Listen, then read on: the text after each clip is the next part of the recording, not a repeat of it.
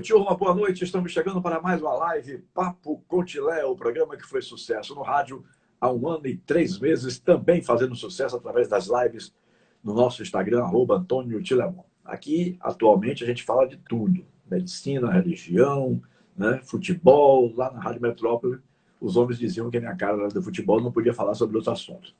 Então, depois de 45 anos nesse meio, realmente eles têm uma certa razão, né? Ou tinham uma certa razão. Bom, minha gente, o Vitória acabou de jogar. As nossas lives geralmente começam às 19 horas, mas como o assunto era ligado ao Vitória, evidentemente que o interesse da torcida rubro-negra pelo jogo em si, né?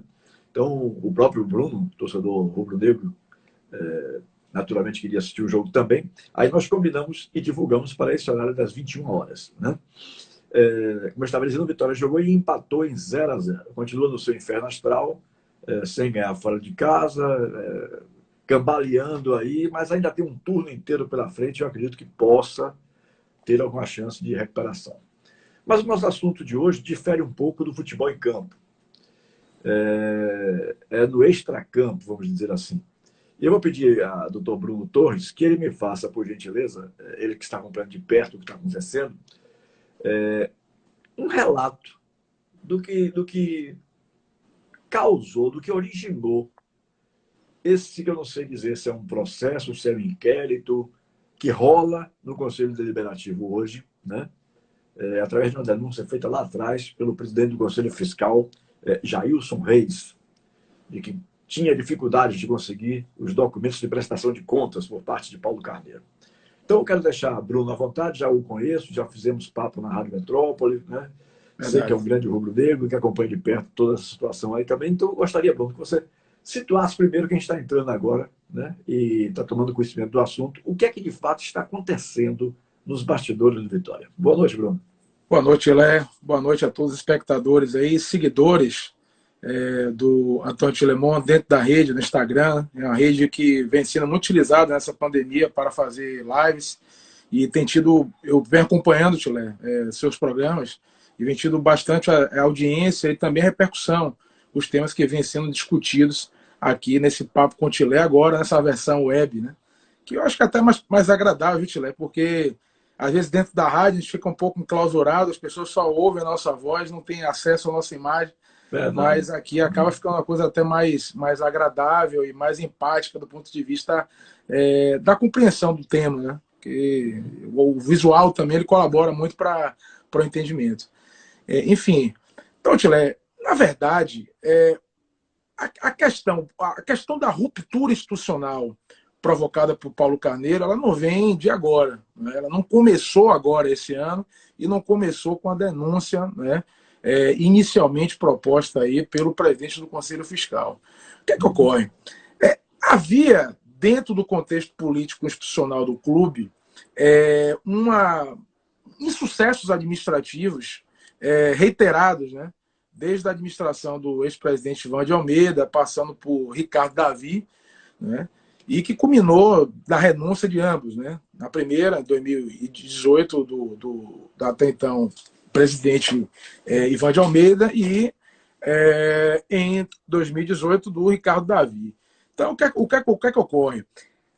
Naquele contexto político, havia uma espécie de acordo entre os caciques que conduziam, né, a política institucional do Esporte Clube Vitória, o Ademar, o Alex, o Manuel Matos, em torno de uma unicidade, né, dentro de diversas correntes políticas que circulavam o Esporte Clube Vitória. Então, a partir daquele momento, eles entenderam, à época, de que o nome seria Paulo Carneiro, né? Então, você acompanhou minha trajetória política dentro do clube, né? Inicialmente, inclusive, apoiei o próprio Paulo em 2012. Tivemos uma ruptura política na eleição, pós-eleição que Manuel Matos disputou como candidato a presidente nas eleições na qual o Ricardo Davi sagrou-se presidente do clube. Então, a partir daquele momento, eu compreendi de que a figura do Paulo, a nível de colaboração para com a instituição, ele se resumiria muito mais à situação de diretor de futebol, né?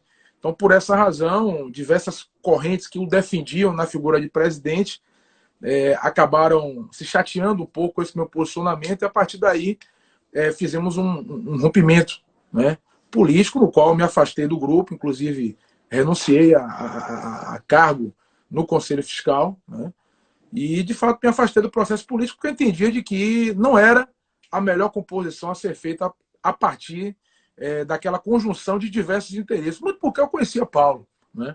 Sabia que aquela aliança ali ela não ia durar por muito tempo, uma vez que a figura autocrática de Paulo ela não se permite o conceito de unicidade, de união, né? Na verdade, o discurso da união e da unicidade ele ficou presente na campanha dele muito mais para poder aglutinar essas lideranças políticas em torno do projeto do retorno dele ao clube. Mas a partir do momento que ele retorna, não é? Ele assume as rédeas da operação e do planejamento do Esporte Clube Vitória, a figura dessas pessoas passa a ser dispensável. Então era algo que já era dedutível, né? Era deduzível que isso iria acontecer, né? Só os caciques que acreditavam que não, achando que Paulo teria condições de aglutinar ou convergir pessoas, grupos em torno de um único projeto. Então, isso começa lá de trás com essa ruptura institucional dessas lideranças em torno da administração de Paulo, que apoiaram e que avalizaram a eleição de Paulo para o presidente do Esporte Clube Vitória. E isso, na verdade, ela foi tomando um corpo, porque a partir do momento que ele se afastou, ele afastou essas pessoas dentro da administração do clube, ele começou a governar sozinho. E aí, uma característica do próprio Paulo, que todo mundo conhece, quando ele começa a governar sozinho, ele ganha corpo e, a partir desse momento, ele atropela, né? Literalmente, ritos, procedimentos, normas de governança contemporânea. Né? Então, passa que aquele discurso todo sustentado de unicidade, de transparência, de profissionalismo, de modernização, ele nada mais era do que um discurso de convencimento da campanha para o torcedor que estava lá carente de alguém que vendesse essa ideia para ele como algo materializado. Como na época não existiam nomes possíveis e que colocassem à exposição do clube, acabou que ficou o nome de Paulo em evidência para como se fosse um vetor de mudança ou de modificação daquela conjuntura que foi encontrada. Então, Tilé, essa ruptura institucional ela começou lá de trás. Então, vem de um reflexo de condutas. Então, Paulo está completamente isolado dentro da estrutura administrativa e política do Esporte Clube Vitória. Né? Tem apenas alguns seguidores ideológicos, né, do discurso e da ideia que ele transmitiu para aquele grupo do Vitória Gigante, que ele acabou aglutinando e levou muita gente para o Conselho Deliberativo. Então, ele ainda tem essas pessoas que gravitam em torno dele. Né? Agora, a nível institucional, a posição dele é muito frágil, né? Porque diversas são as denúncias que não somente a omissão ou a obstrução de documentos que deveriam ter de conhecimento público ou de conhecimento do próprio Conselho Fiscal, né, no exercício de suas competências estatutárias, lhe foram sonegados, né, não lhe foram fornecidos, né, impedindo, inclusive, que o próprio Conselho Deliberativo, o próprio Conselho Fiscal tivesse acesso a documentos, contratos, atos de gestão praticados. Né? Então, isso atrasou por algumas reuniões a prestação de contas, né, do exercício de 2020 do então presidente Paulo Carneiro, e isso vem se arrastando até hoje, ou seja, os prazos legais, os prazos estatutários foram todos eles extrapolados, sem qualquer justificativa legal para isso, né? Ou seja, a postura de fato é de dificultar realmente o acesso a essas informações e a esses documentos, o que culminou de fato na denúncia, né? Primeiramente formalizada aí pelo então presidente do Conselho Fiscal, o Jailson Vitória. Então, Tilé, mas não se resumiria só isso. Né? Eu lhe digo que o problema político que Paulo vem enfrentando no Vitória, ele ultrapassa também por ausência de fato de transparência dos atos que ele vem praticando dentro da entidade. E isso, quando a gente fala de transparência, e aí às vezes o torcedor acha que é um discurso meramente demagógico, ou um discurso meramente de floreio daquilo que está querendo se vender. Né? Qual que é transparência na instituição? Veja bem, Tilé, Fala-se tanto da insuficiência financeira do clube, a necessidade de injeção de capital, de recursos, de investimento. Você botaria um dinheiro seu, seja pessoa física ou jurídica, numa entidade na qual você não sabe para onde estão sendo destinados esses recursos? Obviamente que não. Então, quando se fala de transparência dentro da administração, a gente fala uma estrutura de governança sólida, na qual os papéis, os atos, os contratos são disponibilizados à fiscalização, esses contratos são auditados, eles são checados, são verificados, as despesas são confrontadas com aquilo que saiu do caixa. Então, veja bem, a transparência é um valor muito caro dentro da estrutura organizacional e que no Vitória foi conquistado a muita luta com a última reforma estatutária em que, de fato, se abriu o clube para a participação efetiva do sócio-torcedor, porque até então o Vitória era regido por famílias, né?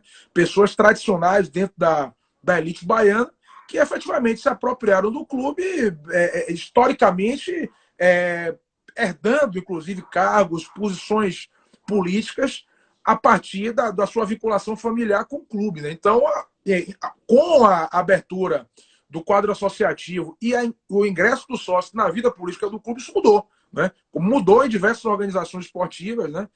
Tal como o Rival, outros clubes, né? De porte similar. E só que o Paulo ele não acompanhou esse processo de mudança, né? Ele acha que a administração é a mesma que ele fazia na década de 90, no qual o conselho era apenas meramente no papel, não havia efetiva fiscalização, não havia acesso a documento nenhum, porque ninguém se interessava por fazer, eram abnegados, empresários, pessoas que tinham outras ocupações, não que esses não tenham, mas, de fato, a importância documental lá era bem fragilizada. Os mecanismos de controle e de fiscalização das contas do clube eram zero. Então, permitia-se absurdos e situações que fugiriam ao convencional ocorrer sem a devida fiscalização. Só que hoje a coisa mudou, né?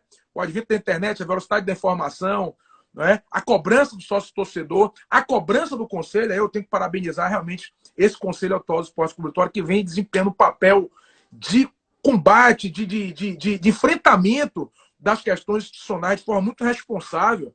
E aí, só que o Paulo não acompanhou esse processo, né? Ele parou, de fato, no tempo. Então, aquele discurso lá atrás. E aí eu venho, né? Às vezes, quando o Paulo se encontra numa posição fragilizada dentro de um processo, ele vende uma imagem de que mudou, de que ele, de fato, conseguiria estabelecer um outro paradigma, uma outra postura administrativa, mas é tão somente retórica, né? No sentido de tentar, a partir dessa fragilidade, seduzir através do discurso, que ele é uma pessoa que tem uma retórica realmente, em alguns momentos, muito sedutiva a alguns sócios, né, inadvertidos, e a partir daí girar, né, gravitar pessoas em torno desse projeto, que é um projeto pessoal, né? Hoje, Paulo Carneiro, saindo do Esporte Clube Vitória, não acreditaria que nenhuma outra organização esportiva desse qualquer tipo de espaço mais a ele, né? Então, acho que, inclusive, por essa situação, acho que, independente do que ocorrer, e a gente vai entrar nesse ponto aí, Tio Léo, eu acho que deve ser um ponto que você vai trocar nessa entrevista, dessa reunião do Conselho Deliberativo que ocorreu no dia 23, agora, na segunda-feira, no Barradão, que vai tratar exatamente desses pontos aí que a gente vai discutir mais à frente, que tocam indícios ou atos possíveis de gestão temerária praticadas dentro da gestão do atual Conselho Diretor do Esporte Clube Vitória. Doutor Bruno Torres, em primeiro lugar, eu acho que realmente, como é que eu poderia dizer, meu Deus, a falta de opções, ou de pelo menos uma outra opção, influenciou em muito. Por quê? Eu acredito que se Raimundo Viana e Manuel Matos não tivessem dividido duas candidaturas, tivessem saído juntos, Vovô Mundico tinha feito um bom trabalho, né, como presidente do clube. Eu acho que ali foi um grande erro. Racharam, foram duas candidaturas, uma de Raimundo e uma de Manuel Matos, né, e Manuel, que é uma pessoa que eu respeito muito, mas realmente para mim foi uma bola fora dos dois. Né? Já disse isso aqui a Raimundo mesmo, conversando com o Raimundo.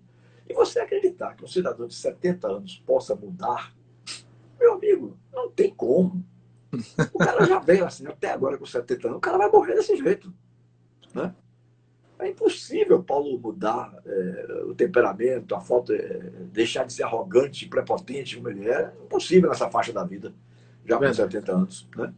Então, eu acho que o grande erro foi lá, quando racharam Raimundo e Manuel Matos. Que Raimundo, inclusive, tinha feito ele voltar à primeira divisão, junto com o Manuel. O pessoal fala nos bastidores, eu não tenho como provar nada disso, que Manuel é quem dirigiu o clube. Raimundo, digamos, era um representante institucional. Aquele que todo mundo fizeram uma sacanagem com ele, né? Quiseram taxar de vovô Mundico como se fosse um cara já velho, ultrapassado e tal. Mas isso caiu no gosto da torcida. Ele passou a ser o vovô Mundico de todo mundo. Né? Então ali foi um erro para mim. Ali foi um grande erro. Agora, também tem muitos torcedores, muitos sócios, gritando na porta do Barradão: Paulo Carneiro voltou, Paulo Carneiro voltou. Um arerê danado, né? E, infelizmente, a gente está vendo aí, se bem que, aí eu devo fazer justiça, porque eu também tenho algumas posições contrárias a Paulo, mas eu tenho que ser também justo comigo mesmo. Você vê que ele foi muito prejudicado também pelas gestões de Ivan de Almeida e de Ricardo Davi, né? Ele já pegou, mas ele sabia que a situação era essa. Na verdade, então, qual é a sua análise de tudo isso? O grande mote da campanha de Paulo Carneiro foi o seguinte: ele era a pessoa que detinha expertise, o conhecimento técnico, conhecimento de gestão, capaz de mudar o cenário do Sport Clube Vitória. Então, ele se vendeu como a solução do Palmeiras. Então, ele tinha conhecimento, ele sabia. Então, assim, por mais fracassadas que tivessem sido as gestões anteriores, ele sabia dos números, ele teve acesso aos diagnósticos. Né? Na época, inclusive, da campanha, o próprio Manuel Matos já tinha uma noção, porque ele acompanhou essa realidade administrativa financeira de perto do clube, ele sabia o que tinha ocorrido a partir daquele momento. Então, ele tinha exato conhecimento daquilo, né, que estava ocorrendo dentro do clube e se vendeu como uma solução. Então, essa desculpa de a herança maldita, ok, faça a justiça que isso influencia dentro de uma processo de gestão. Agora, ele tinha conhecimento de tudo. Então, ele não pode negar ou desconhecer aquela realidade financeira da entidade, porque ele sabia como ele ia pegar exatamente. E aí, Tchê, voltando àquele ponto que você falou da questão de Manuel Matos, é uma coisa que eu, na verdade, tenho até... Eu já tinha a oportunidade de falar isso com o Manuel Matos, e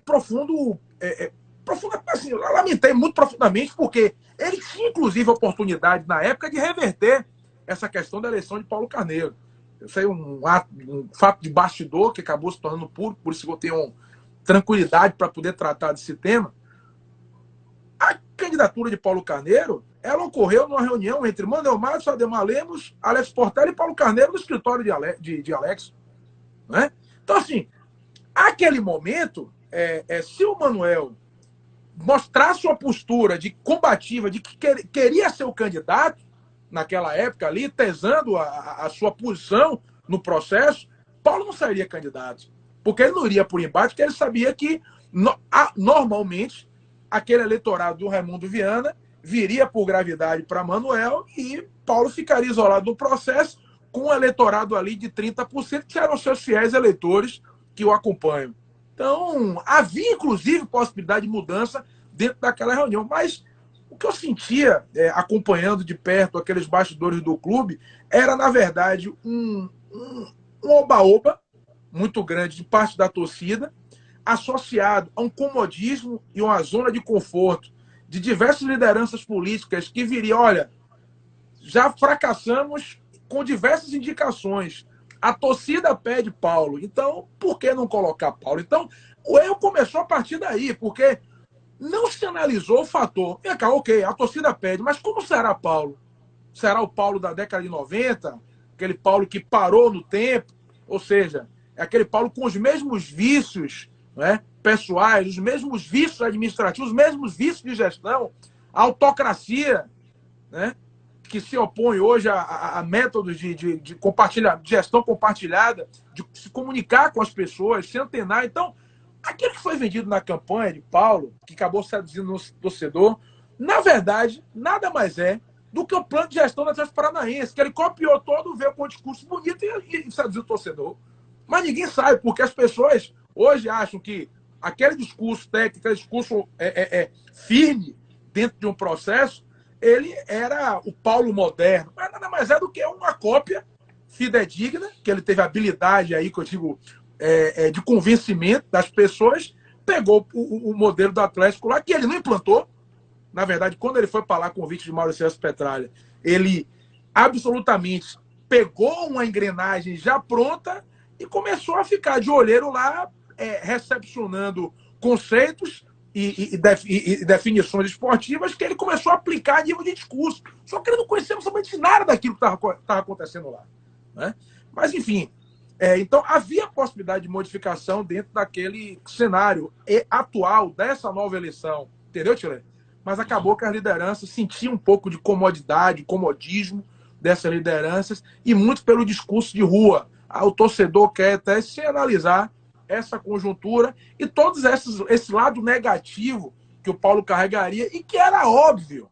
Tinha certeza que havia uma ruptura institucional a curto, médio prazo, porque falar de aglutinação com Paulo Carneiro é algo que não bate, entendeu? É o eu. Primeiro eu, segundo eu, terceiro eu, quarto eu, quinto, talvez até o eu de novo. Então, esse é o Paulo Carneiro. Antes da gente voltar ao assunto, que o tema é realmente sobre a reunião do dia 23, né? Eu queria lhe perguntar o seguinte: você acha que a democracia... Eu me lembrei agora que a Alex Porter, ela sempre foi contra esse tipo de abertura do clube, né? Achando que poderia entrar um aventureiro, algo mais ou menos assim que ele disse na época. Eu entrevistei lá na Rádio Metrópole, no Papo Continental, no rádio. Você acha que a democracia fez mal ao Vitória? Está fazendo mal ao Vitória? Não, Tchulé, eu não coaduno com esse tipo de pensamento, não. Eu acho que a democracia fez um grande bem ao Vitória, né? Se o Vitória conseguiu ainda anos de sobrevida, principalmente diante da mudança do cenário esportivo no Brasil, veja bem, Tchulé, você hoje não consegue fazer um grande clube de futebol sem recurso, sem um quadro associativo consolidado, sem uma possibilidade de expansão desse quadro associativo com ações de marketing, receitas. Por quê? O futebol está concentrado na mão de grandes clubes, né? Com grandes receitas, com grandes patrocinadores. Então, a válvula de escape desses médios e pequenos clubes dentro do cenário esportivo é criar receitas alternativas. E se você não conseguir engajar o sócio-torcedor para participar da vida do clube, como é que você vai conseguir atrair, né, esses interessados? Ou seja, fazer com que esse sócio ele cria uma zona de engajamento com o clube. Então, não vejo como prejudicial a abertura do clube com essa ideia do Vitória, até porque hoje, na estrutura atual, na estrutura antiga, que já existia, a figura do aventureiro poderia existir, né? Ou seja, o Ricardo Davi surgiu do Conselho das Eleições Indiretas, entendeu? Foi diretor de marketing de Falcão, né? Então, o fato do modelo de votação ser direto ou indireto não vai mudar a existência de aventureiros. Eu acho que assim, a capacidade de discernimento do sócio-torcedor ela vai começando a amadurecer, porque de fato foi algo muito novo e que exige o amadurecimento. Então, até para a gente que foi jogado nesse processo político no clube, eu acho que assim, o Bruno de 2011, 2012, quando eu comecei a transitar dentro dos bastidores da política institucional do clube, é um. O Bruno de 2021 agora é outro, entendeu? Naturalmente, sim, essa bagagem de relação e a maturidade até para poder não estar startando determinados tipos de crise ou críticas infundadas, isso passa também por um processo de amadurecimento do sócio-torcedor no seu papel de enfrentamento dessas crises institucionais. E o Conselho Deliberativo de hoje ele vem desse processo de amadurecimento. Então, foi necessário esses embates, essas rupturas institucionais, desde 2017, quando o Ivan entrou até agora, para, de fato, dar um certo corpo, né, e um certo nível e grau de amadurecimento para esses atores que estão gravitando dentro dos bastidores do Esporte Clube Vitória, seja como sócios, seja como conselheiros, ou sejam apenas como agentes participadores, agentes participantes, né, dessa atual e novo quadro, né, de sócios torcedores do Esporte Clube Vitória. Agora, Bruno, focando mais no que está para acontecer, no processo, processo ou inquérito, como é que se denomina? Então, em verdade, Chileno, o que é que ocorreu? Na antepenúltima, salvo engano, reunião do Conselho Deliberativo, houve a denúncia, né, por parte do presidente do Conselho Fiscal de que estava tendo dificuldade de acesso a documentos que impediam a correta fiscalização das contas do clube. A partir daí, opa, ele formalizou, registrou isso para o Conselho, e atrelado a essas situações já existiam outras denúncias tramitadas dentro do próprio Conselho no que diz respeito à violação de condutas éticas dentro da própria entidade. Como, por exemplo, Paulo, ele, a partir do momento em que ele venceu as eleições e se tornou presidente do clube, ele conseguiu aglutinar também outros apoiadores para tentar soerguer o Vitória S.A., né? Entidade que ele tinha, inclusive, processado quando ele saiu do Esporte Clube Vitória, cobrando valores absurdos dentro do Poder Judiciário. Então, o que ocorreu?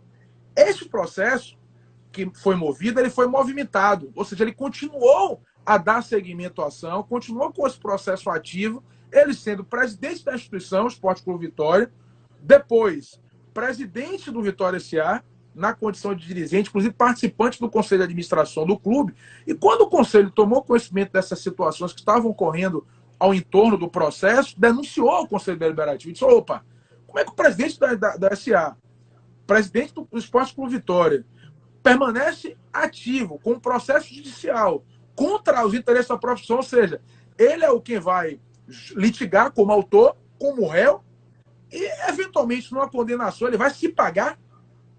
Então havia de fato um claro conflito de interesse dentro desse processo que motivou essa denúncia também no Conselho, que a partir daí criou-se uma comissão para avaliar os fatos, detectou-se que essa comissão ela não poderia dar à chancela um parecer sobre o caso, que era uma matéria reservada à Comissão de Ética, que é um órgão legalmente constituído para essa finalidade, dentro do Esporte Clube Vitória, entendeu-se naquela reunião de que essa matéria deveria ser tratada no âmbito da Comissão de Ética, que era a instância adequada a tratar esse tipo de tema. Então, a partir daí, esta Comissão de Ética foi instada a se manifestar, foi concedido o direito de defesa ao Paulo Carneiro, que não reconhecia tanto a legitimidade dessa primeira comissão constituída para apuração dos fatos, como a continuidade do processo com a Comissão de Ética naqueles termos, né?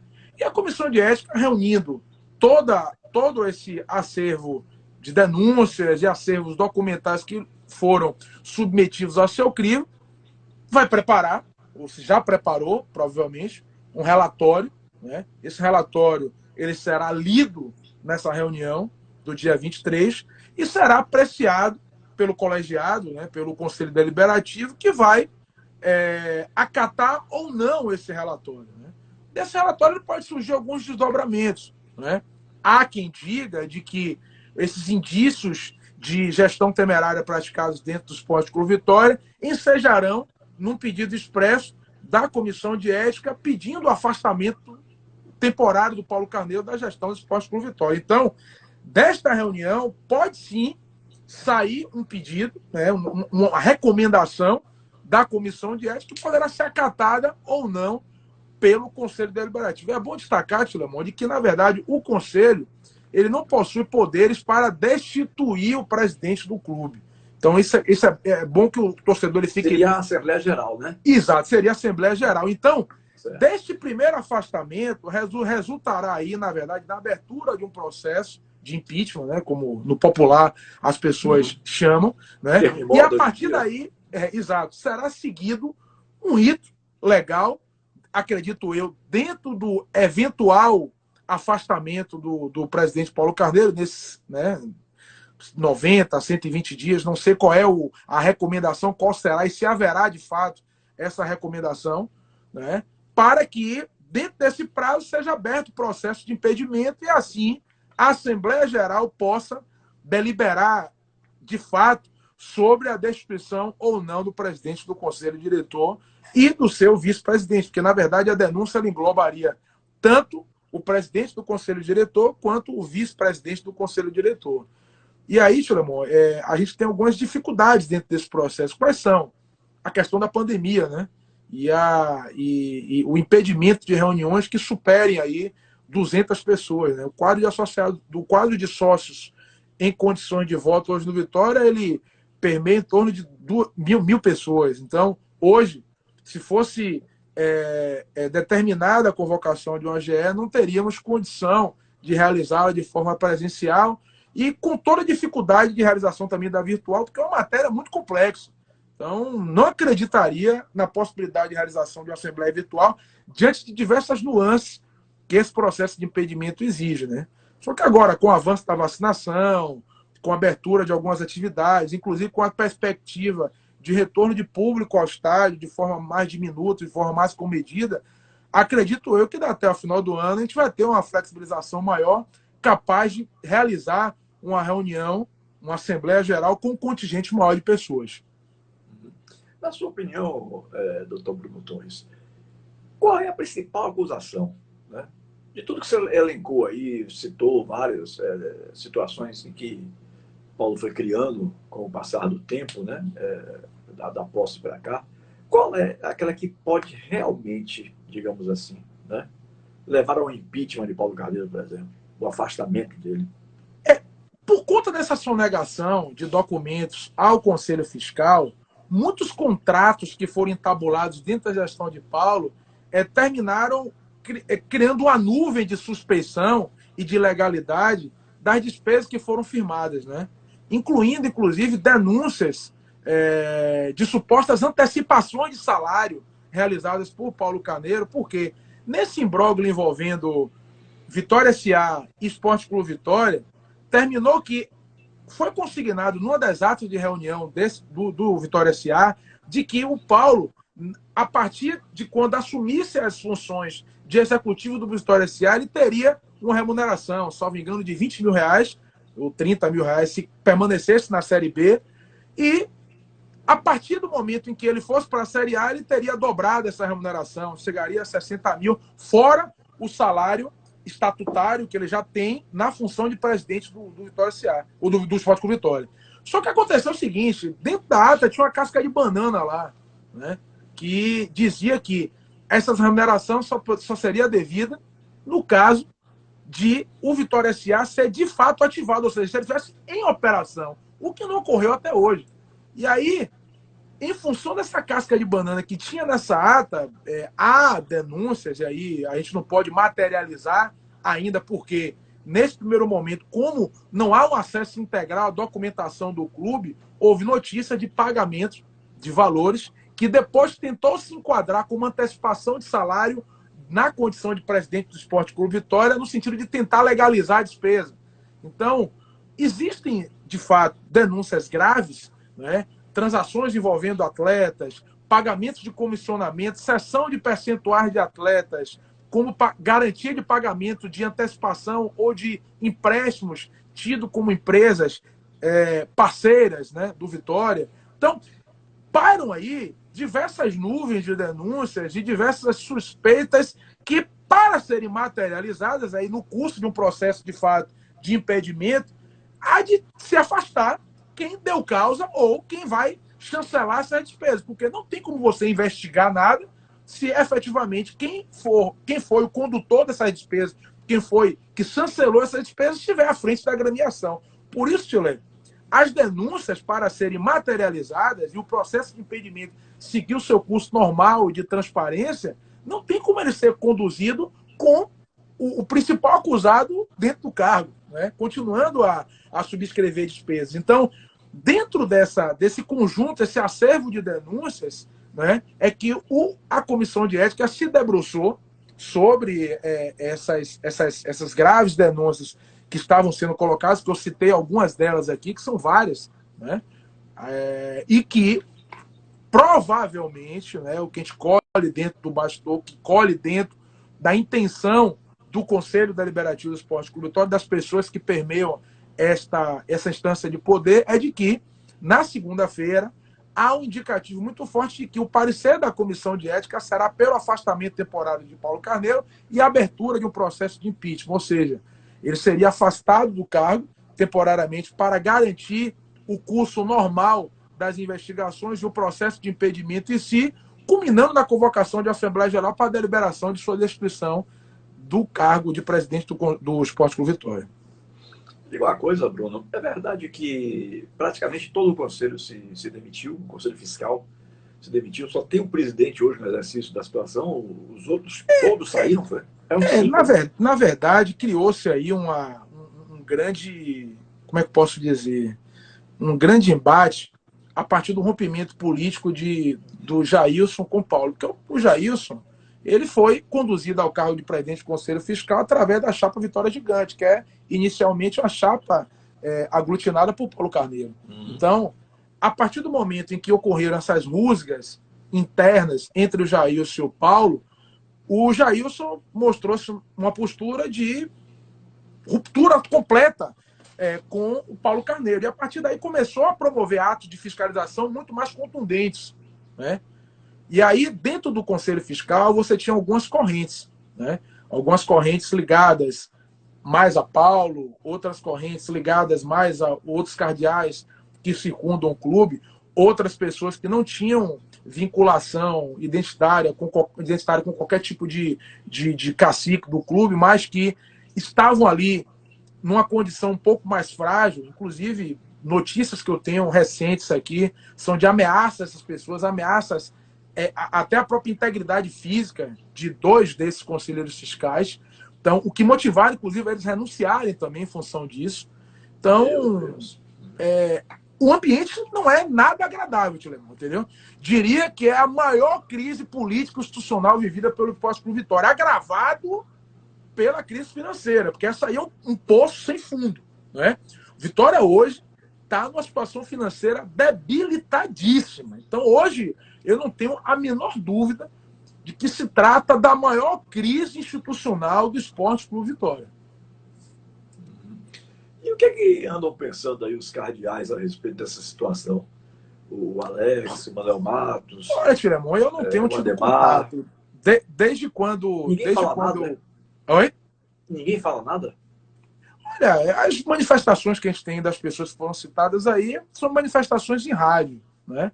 Manifestações apenas de ordem de preocupação, mas não vi ainda nenhuma manifestação mais contundente dessas pessoas no sentido de dizer, não, vamos deixar o que está acontecendo aí passar assim despercebido, deixar que a situação de comodidade ela permeie o clube e que deixa as coisas apenas para serem decididas em 2022, em setembro, quando vai ocorrer a eleição. Daqui até para lá, o clube vai sobreviver a essa sangria que está ocorrendo.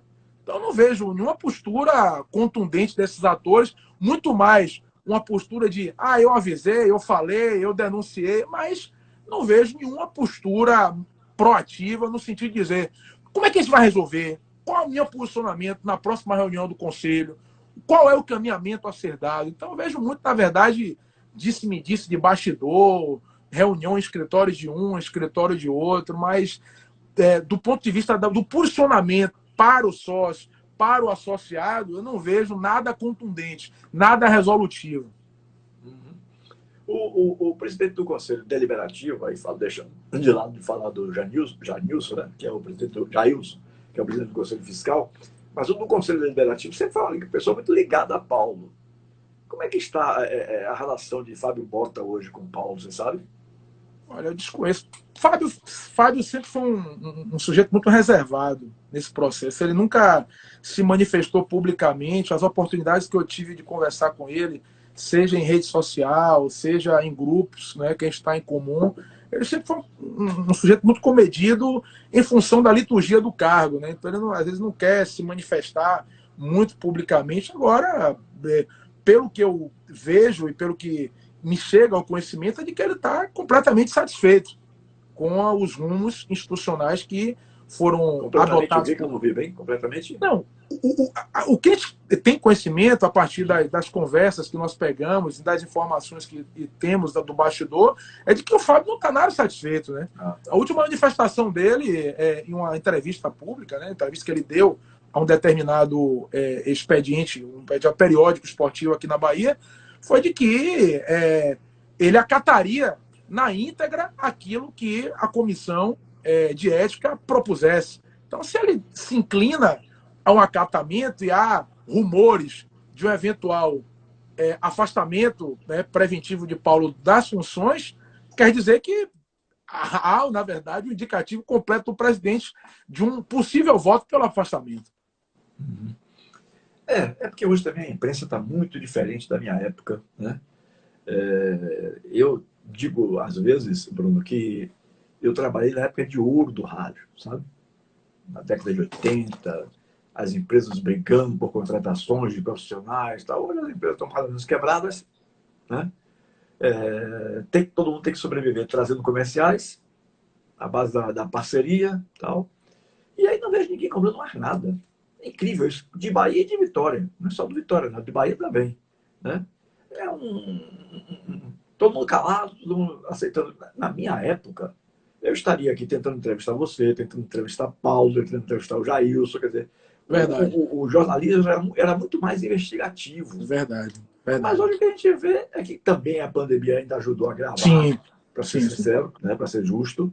É, O que a gente vê hoje é os caras sentados em casa ou numa emissora de rádio com um tablet ou um notebook na frente, pega as notícias oficiais que vêm das assessorias de comunicação dos clubes, né? E ninguém pesquisa mais nada, ninguém apura mais coisa nenhuma, tal. Porque, meu amigo, do E jeito que a coisa essa, e, vai, essa, e essa letargia dos órgãos de imprensa, Tile, na verdade, o órgão de imprensa, ele, às vezes, atualmente, como você bem colocou aí, ele está sendo motivado por aquelas fofocas que surgem de WhatsApp. Né? Que às sim, vezes, muitas vezes, o radialista, o jornalista sim, atuando, às vezes replicam sem nem que sequer dar oportunidade às pessoas se manifestarem dentro sobre o fato, né? Os envolvidos, etc. Então fica aquela especulação, aquela rede de fake news circulando dentro dos grupos, e a gente não sem saber efetivamente o que é está acontecendo. E colaborando com isso, essa letargia que você está colocando aí, ela também vem muito da pandemia. Eu sinto muito desses dois mas já anos era para um pouquinho cá. antes, viu, Bruno? Aqui Né? para nós, já era um pouquinho de antes. A Eu acho que pandemia só agravou, ajudou né? todo mundo a se acomodar, né? Porque, por Agravou, exemplo, acabou. a única rádio que fazia jogos fora de Salvador era a Rádio Metrópole. E hoje, nem a Metrópole está indo, porque aí a pandemia realmente prejudicou o meu querido amigo e irmão de mais de 30 e poucos anos, Edson Marinho, né? Aí ele também teve que entrar no mesmo jogo que todos hoje fazem. Está passando o jogo do Vitória pela Sky, como eu estava assistindo aqui há poucos instantes atrás, né? Aí o cara fica dentro da emissora de rádio ou de casa, ainda tem esse privilégio, com um notebook na frente, assistindo o jogo e tal, e opinando de casa. Quer dizer, É, mudou tudo. mudou tudo. A verdade é É que verdade. mudou a zorra toda, vamos dizer assim. Essa é É a grande verdade. verdade. Né? Então, ninguém cobra. E aí isso dá vazão a esses dirigentes que não se utilizam de posicionamentos corretos, né? A deitar e rolar. Porque não tem cobrança de ninguém. Né? Então, fica tudo por isso mesmo. É tudo por isso mesmo. Então, por Não, isso que eu pior. digo, eu vivi a época de ouro do rádio, meu amigo. Eu conheci o Brasil inteiro, menos Manaus, até Belém. Menos Manaus e aqueles pequenininhos lá de cima, Acre, Roraima, Rondônia, esses eu não fui. Mas até Belém, e de Belém até o Rio Grande do Sul, eu fui a todos para transmitir jogos de futebol sem gastar um centavo sequer, porque as emissoras pagavam. Além de pagar os salários, pagavam as viagens, pagavam as diárias. Né? Você era bem remunerado na década de 80. Mas depois, meu amigo, a coisa degringolou, vem se degringolando há algum tempo, e agora com a pandemia, aí foi que acabou mesmo. A situação realmente hoje é grave também. Né? E aí os dirigentes ficam à vontade. Ficam à vontade. O cara some quando tem interesse, por exemplo, Guilherme Belitani hoje, para justificar a fase ruim do futebol, sumiu. Há pouco anunciaram um treinador argentino que foi contratado hoje para substituir a Dado Cavalcante. Eu ainda não memorizei bem o nome do cidadão, mas contrataram um treinador argentino hoje. Então, aí amanhã todo mundo esquece tudo, porque a notícia passa a ser o novo treinador e a coisa Isso. vai sendo levada, vai sendo levada. Paulo Carneiro, né? Tropeçando aí, tentando se segurar no cargo, daqui a pouco arranja um outro fato, aí empurra com a barriga para mais para frente, só que o abismo está ali perto. Né? Claro, E claro. se Paulo cair para a Série C, vai sair totalmente desmoralizado. Não, De novo. e a De novo, como preocupação. saiu antes. Como É, saiu antes. e só que é o seguinte, antigamente, o futebol não tinha o mesmo custo de hoje. Né? Sim, O clube que ir para a verdade. Série C O hoje, futebol para é muito retornar para o caro. AB, você vê o Santa Cruz aí como é que está penando. Né? Verdade. Já foi um clube grande, já foi um clube de Série A. Né? Então, a situação ela é muito. Por isso que eu coloquei no início da nossa conversa. Essa Gravíssimo. crise que o Vitória está vivendo hoje é a maior crise institucional que o Esporte Clube Vitória passou. Porque ela não é só uma crise política, não é guerra política entre pessoas, entre instituições dentro do clube. É uma crise financeira gravíssima, gravíssima. E o que mais me presume é que Paulo tinha conhecimento de tudo.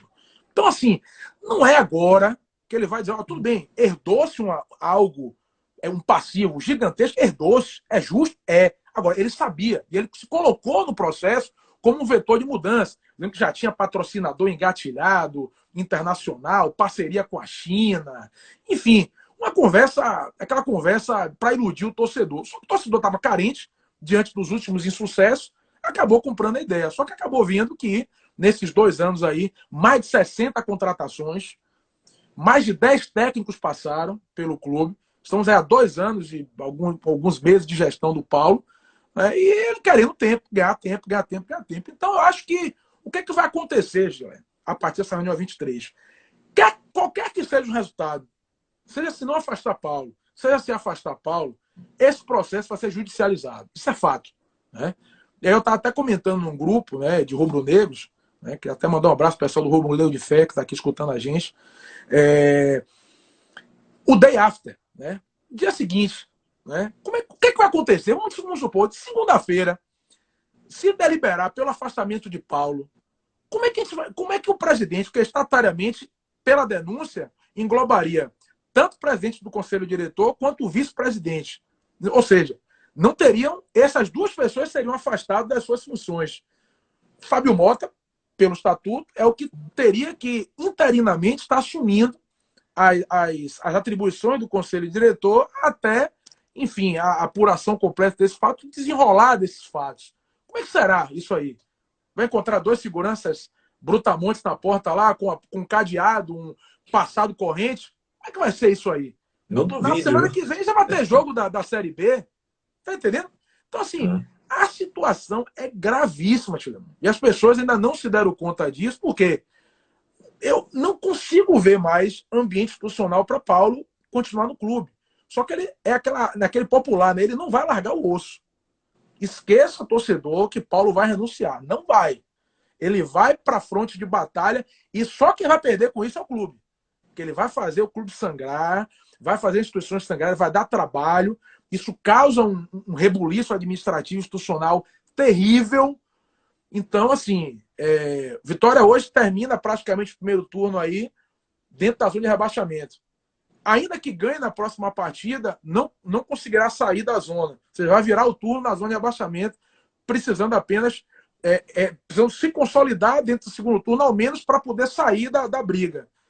Então, a situação, Tilé, realmente, a gente fala assim da gravidade, só que as pessoas ainda não se deram conta do tamanho dessa gravidade, o tamanho do desdobramento que esses fatos vão acontecer, que estão para acontecer aí, virão. Inclusive, eu não sei se você já parou para pensar nisso, alguém já comentou isso com você, mas, por exemplo, de uns 4 a 5 anos para cá, quem chega em 1/3 da competição, ou seja, no jogo de número 13, né? São 38, uma terça parte 13. 13. Porque não pode ser 12, seria 36, né? Tem 2 jogos a mais aí. 38 jogos é o total. Então vamos botar como 13, 1/3 do campeonato. Quem, nos últimos 5 anos, se você pegar aí estatisticamente, quem gosta muito de estatística é meu querido amigo Ralph Neto. Grande estatística aí dos últimos 5, 6 anos. Você pega essa estatística, quem já estava na 13ª rodada em zona de rebaixamento, só se salvou 1 ou 2 só em todos esses anos. Quando se aproxima metade do campeonato, que é o fato de hoje, aí se agrava mais ainda. Praticamente não se sai mais da zona. Assim como no G4 também, né? O cara está sempre ali disputando realmente para subir. Quem vai na frente quase sempre permanece na frente. Isso aí com 1/3 ou com meio do campeonato, né? Hoje se atingiu a metade. Foi o 19º jogo. Então vai começar um turno novo. Teria que ser uma campanha completamente diferente do que estamos vendo aqui, né? E aí, você vivendo uma crise interna desse tipo, né, com as correntes divididas e tal, é difícil escapar, meu amigo. Difícil. Eu não sou daqueles torcedores do Bahia que, aliás, já não sou nem tanto como antes, né? que gosta de ver a desgraça, me perdoe o termo aqui, ou a miséria do Vitória, não. Eu já penso de uma forma totalmente diferente. Eu acho que enquanto um estiver forte, o outro precisa ser forte. Né? Porque esse negócio de um fraco e outro forte vai acabar prejudicando os dois lá na frente. Com Sabe? certeza. Vai Com acabar certeza. prejudicando os dois lá na frente. Então, eu não sou daqueles que defendem a tese, que se lasca, que se exploda. Eu não penso assim. E acho até que é burrice de quem pensa, porque o cara vive disso, vive do futebol, para que ele consiga ter uma arrecadação melhor. Seria muito bom que todos os dois estivessem nas cabeceiras, lá em cima, né? Entraria mais publicidade, mas não, o cara fica pousando de torcedor, ou no microfone, ou nas lives da vida, né? De torcedor querendo que um se lasque e o dele que se dê bem. Rapaz, isso não vai dar certo nunca, nunca, porque o prejudicado vai ser você que pensa assim. Com certeza. Você que Com pensa dessa certeza. forma será o grande prejudicado. Então, por isso que eu não entro nessa. Né? Eu gostaria que o Vitória estivesse bem nas cabeceiras aí para subir, para me incentivar o ano que vem, os dois na Série A, se o Bahia não correr nenhum risco de abaixamento, que isso também pode acontecer. Né? Ainda não nesse momento, mas é uma campanha cheia de tropeços também. Então, o bom seria os dois bem. Né? Bahia continuando no A, o Vitória chegando na Série A. Porque, pelo que eu vejo aí no horizonte, a situação é muito complicada e a verdade deve ser dita, mais complicada para o Vitória do que para o Bahia. Porque quando você E está num essa, grupo, né, quando você está num grupo de 20 para subir 4, é complicado, né? Assim, mas você ainda consegue, você tem 4 oportunidades. E lá embaixo vão os 4 para o inferno também, da mesma forma. Então é uma situação que realmente eu fico pensando, depois que eu estava ouvindo aí falando sobre esses detalhes das denúncias, né? Eu aí me lembro de Alex Portela, que deu uma declaração para mim extremamente surpreendente, mas pelo que eu vou ouvindo das pessoas, eu estou achando que Alex estava certo. Que o Vitória hoje é um Galícia, a caminho de um Galícia e de um Ipiranga da vida. Do jeito que a situação está hoje, entenda. Torço para que mude esse quadro, mas do jeito que a situação hoje, o Alex tem dito aí, tem rodado aí nos grupos de WhatsApp uma gravação dele, feita lá na Rádio Metrópole, né? Num outro programa, que não foi do esporte, dizendo isso, que o Vitória hoje se assemelha a um Galícia e a um Ipiranga. Isso é muito preocupante mesmo, porque, meu amigo, do jeito que a coisa vai na descer lá verdade, dentro. na verdade, é assim, eu me preocupo até com essa declaração de Alex, apesar de respeitá-lo muito, é que é o seguinte, sempre nessas crises institucionais, ele apresenta esse grau de apequenamento do clube e de depreciação da instituição, mas ele nunca se coloca como um vetor de ajuda, de solução. Qual a proposta de Alex para enfrentar essa crise? Então, assim, eu sinto, na verdade, também, Tio Lé, uma dificuldade de ouvir dos cardeais, dessas pessoas que amam o clube, esses grandes abnegados do clube, se posicionarem dentro do processo. Né? Fica muito de reunião, de bastidor. Tem que acabar com isso. Eu acho que este momento conturbado que vive Vitória, ele reflete em campo. Acredite. Eu Né? também O acredito. ambiente, o ambiente, o ambiente interno do clube, a nível de atleta, a nível de comissão, a nível de funcionário, é o pior possível. Lá dentro, ninguém suporta mais Paulo Carneiro. Então, assim, você acha que isso não influencia no resultado esportivo? Óbvio que Claro que influencia. sim. Essas mudanças rotineiras de técnico, a não sistematização, você não tem. O Vitória não tem um esquema definido. O Vitória troca a todo momento de jogadores no curso de 2 jogos, testes absurdos a todo E momento. depois o termo que está fazendo o planejamento foi montado, não sei que planejamento é esse? Me diga. Exato. Né? Então, Não assim, dá para eu entender. acho assim, pelo que eu venho acompanhando a Série B, o Vitória realmente não tem apresentado um bom futebol. Mas eu acho que, assim, esses times que estão perdendo a gordura também lá na frente, eles não vão ficar ali naquele miolo eternamente. Eu acho que o Vitória ele deve dar uma subida. Porque, assim, não é um time miserável, agora não é tão miserável. Eu acho que tem piores. Tem piores do que Agora, ele. Né?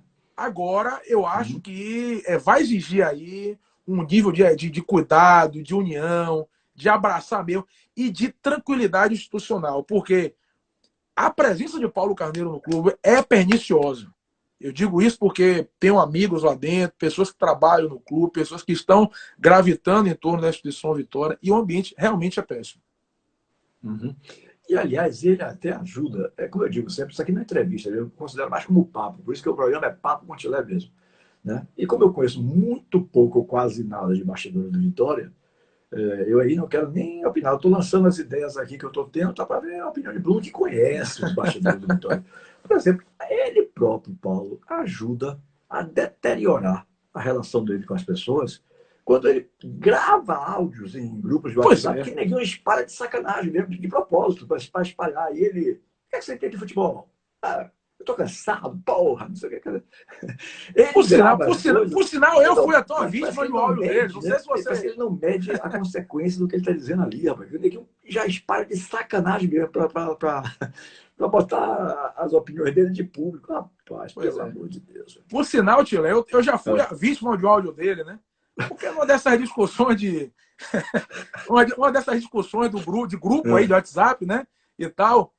Aí eu peguei, rapaz, porra, esse Paulo Ovelha é maluco. Eu botei uma coisa assim, como um time de revolta, meio torcedor. Aí era um domingo, na segunda-feira eu acordo, aí vejo um áudio lá, ô Bruno, você tá me chamando de Paulo Ovelha?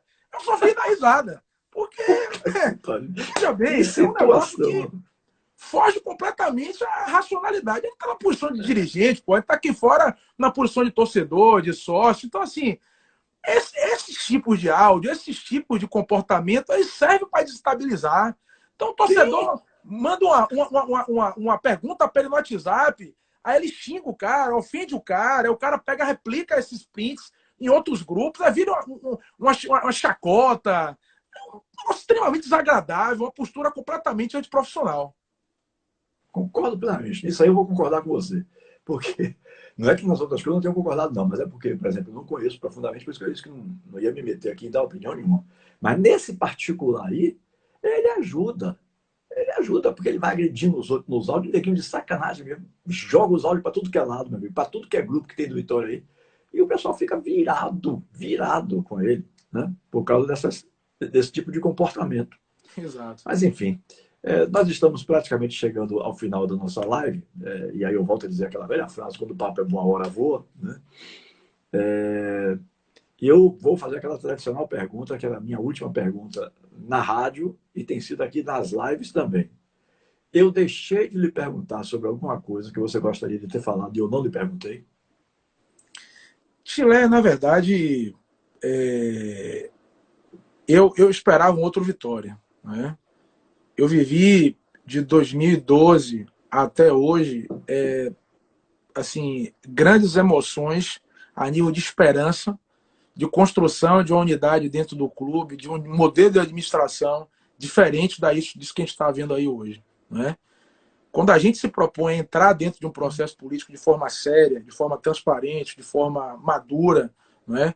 Despido de qualquer tipo de vaidade, colaborativo, você percebe que os interesses das pessoas são sempre outros, né? Sempre ou se beneficiar de uma condição de um cargo, ou se beneficiar de um salário que o clube pode proporcionar, ou ou utilizar-se do clube como uma forma de manutenção e sobrevivência de sua própria carreira profissional. Isso para a gente machuca muito, entendeu? Porque a gente que preza por uma seriedade e estamos por trás de todos nós que militamos dentro dos bastidores do clube, um ideal de responsabilidade, dá aquela sensação de frustração, né? Por também ter colaborado com isso, viu, Tilene? Então não tiro minha parcela de culpa, minha parcela de responsabilidade, né, do que aconteceu lá atrás. Então, o recado que eu tenho para dar para o torcedor e para o sócio, assim como eu, é dizer que assim, não desista não, entendeu? O momento é difícil, a pandemia veio aí massacrando o clube. Agora, existem determinados ritos de passagem que precisam ser concluídos para que as coisas possam mudar, né? Eu acho que chegou o momento, não dá mais, entendeu? Eu acho que Paulo perdeu o que a gente chama de governabilidade, né? Então, quando a gente chega a um estado de perda de governabilidade, nada mais honesto dentro de uma organização que nós sairmos, ou pedirmos para sair, ou darmos lugar a outro que queira colaborar e queira dar seguimento a esse desafio, né? Mas eu vejo que a postura dele é muito mais reativa porque há uma relação de dependência entre ele, Paulo, pessoa física, e o clube, né? Então, é o que eu falei no início da entrevista. Eu acho que essa dependência, Paulo, Vitória, vai acabar com que ele procrastine, ele leve à frente um litígio que poderia ser resolvido muito mais num reconhecimento. Dizer, olha, eu fracassei, não tenho mais condição, assumi uma crise de governabilidade absurda dentro do clube, vou passar bastão. Nada mais honroso do que assumir isso, né? Mas não vejo, primeiro, espaço para esse reconhecimento, porque não é do feitio dele, e segundo, a tendência agora, a partir dessa reunião de 2023, é haver, de fato, uma judicialização e que vai ser muito prejudicial, porque se já está ruim, a tendência é piorar. Doutor Bruno Torres, muito obrigado, meu amigo, pela sua participação aqui na nossa live. Foi bacana, esclarecedora, né? E vamos aguardar o que é que vem por aí na reunião. A reunião está realmente confirmada, porque hoje vocês está confirmado, na verdade. Aí fica naquele fake news de grupo do WhatsApp, pessoal, rapaz, uma manobra aí, Paulo Carneiro botou o jogo do Jacuipense para sair de Pituaçu, ir para o Barradão, para inviabilizar. Eu não sei até que ponto houve essa ingerência, porque também tem uma questão de Federação Baiana, né? Não, vou lhe dizer uma coisa aqui, se você não sabe, fique sabendo, né? Não há nenhuma ligação de Paulo com isso aí, não. Não há, não. Não, eu também não acredito. O que está acontecendo é que o Jacuipense tem mando de campo em Pituaçu e há uns 15 dias para cá, o governo do estado quer que o Jacuipense pague R$20 mil cada vez que utilizar Pituaçu. Você sabe que para clube grande às vezes é difícil, imagina para um clube de médio porte, né? Com certeza. Então, as pessoas do Jacuipense, eu estou lhe falando isso que é um deles me contou. Claro. Entendeu? Claro. Por isso que, por exemplo, o jogo hoje da Copa do Brasil Sub-17, que o Jacuipense ganhou nos pênaltis para o Vila Nova de Goiás e se classificou para enfrentar o São Paulo em 2 partidas. Nessa fase era jogo único, o Jacuipense jogando em casa e tendo a obrigação de ganhar ou ir para os pênaltis e decidir o jogo. Empatando, não podia perder. Se perdesse, estava fora. Né? Então aí o jogo foi 1-1, foi para os pênaltis, o Jacuipense ganhou de 3-1 e se classificou. Então foi jogar onde? Na Arena Cajueiro, de Feira de Santana, para não pagar os 20 mil que a pessoa que me contou disse assim, não temos condições de estar pagando 20 mil por cada jogo do Jacuipense no Pituaçu. Absurdo, absurdo. Entendeu? Absurdo. Então, parece que o governo vai desapropriar também a Federação Baiana de Futebol, está em encaminhamento isso, o prédio ali vai deixar de existir para o futebol. Né? Parece que a Federação Baiana está sendo levada para uma casa do governo do estado nos Barreis, ali central também, né? Uma outra casa aí de algum outro órgão que foi que perdeu a participação ou a sobrevivência de ficar naquele prédio, né? Então está havendo uma negociação aí nos bastidores que o governador do estado já disse que vai desapropriar mesmo. Então eu não sei o que está acontecendo com relação a essa cobrança de Pituaçu, mas é que abrir estádio realmente é coisa cara. Cara. E abrir estádio em pandemia é pior ainda, porque não entra receita nenhuma, né? Então, só custo. Eu posso lhe dizer que não há ingerência, quer dizer, eu só estou falando isso aqui porque é um assunto que eu sei, que eu tenho conhecimento. Quando eu não tenho conhecimento, eu fico na minha, não me pronuncio. Com a cobrança de 20 mil por cada jogo do Jacuipense em Pituaçu, eles estão priorizando apenas o jogo do profissional, porque é uma obrigação, senão o clube é punido. Né? Claro. E aí estão tentando jogo de cintura, se articulando. O professor Jordilton é uma figura humana maravilhosa, o dono do Bahia de Feira, tem aquele patrimônio todo lá, custa nada para ele ceder para um jogo, entendeu? Sim. É dele mesmo, é propriedade, né, do próprio Jordilton e do filho Thiago. Então, foi jogar lá por isso. Então, por isso que esse jogo aí, segunda-feira, deve ter ido para o Barradão. Parece que não vai ser nem no próprio estádio, vai ser em algum daqueles campos lá, alguma coisa assim que eu ouvi dizer. Né? Foi segunda-feira para lá por causa disso. E aí as mentes já começaram a porque nesse ambiente tumultuado, né, qualquer fato vira fato político. É verdade. Né? Então, assim, mas houve a expedição de um ofício hoje do Fábio Mota, foi publicado, inclusive, nas redes aí do clube, dando conta de que a reunião ocorrerá independentemente do jogo. Né? Cogita-se até colocá-la no estacionamento, né, naquela parte superior lá do Manuel Barradas, do complexo, mas o presidente confirma e reitera que a reunião ocorrerá independente da realização ou não dessa partida da Jacuipense. Valeu, querido. Muito obrigado. Um grande abraço a você e boa noite. Obrigado, Chile, mais uma vez. Boa noite.